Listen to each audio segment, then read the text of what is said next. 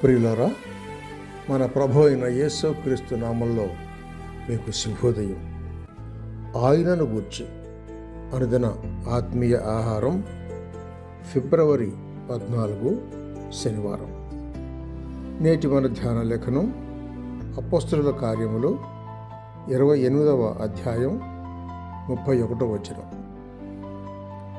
ఏ ఆటంకము లేక పూర్ణ ధైర్యముతో దేవుని రాజ్యమును గూర్చి ప్రకటించుచు ప్రభు అయిన యేసు క్రీస్తును గూర్చిన సంగతులు బోధించుచుండెను.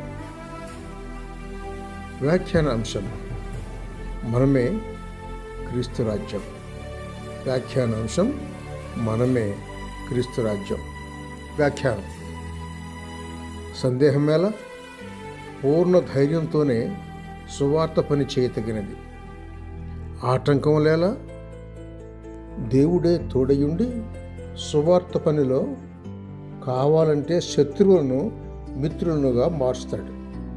ఇక్కడ సామెతల గ్రంథం 16వ అధ్యాయం 7వ వచనంలో వ్రాసిన వాక్యం నెరవేర్పును చూడండి.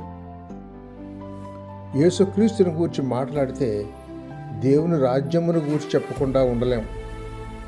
క్రీస్తు మరణ పునరుద్ధారాల ద్వారా ఇప్పుడే ఒక రాజ్యం స్థాపితమైంది.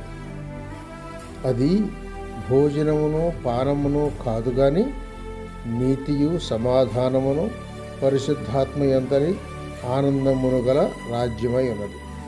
అది నిశ్చలమైన రాజ్యము అని హెబ్రీయులకు రాసిన పత్రిక 12వ అధ్యాయం 28వ వచనంలో చెప్పబడింది.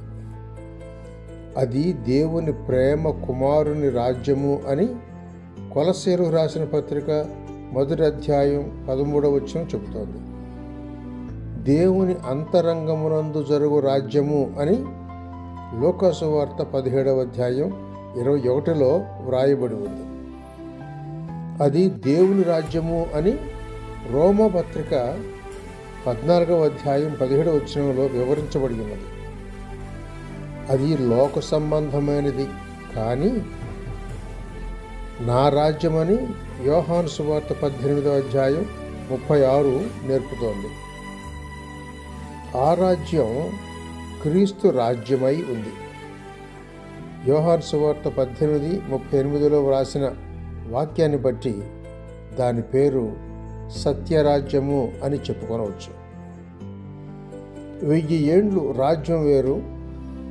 అది అక్షరార్థంగా ఈ లోకమందే స్థాపించబడుతుంది. ఆ తరువాత పరలోక రాజ్యం ఆచరణలోకి తేబడను. 2వ తిమోతి పత్రిక 4వ అధ్యాయం 18వ వచనం. దేవునికి స్తోత్రం. మునుపు చీకటి రాజ్యంలో ఉంటిమి, ఇప్పుడు క్రీస్తు రాజ్యమై ఉన్నాం. మీ సంగతి ఎట్లు? మార్చుకున్నారా? పాత దానిలో నిలిచిపోతారా? సహోదరుడు సైలస్ ఫాక్స్. శుభములతో వందనాలు.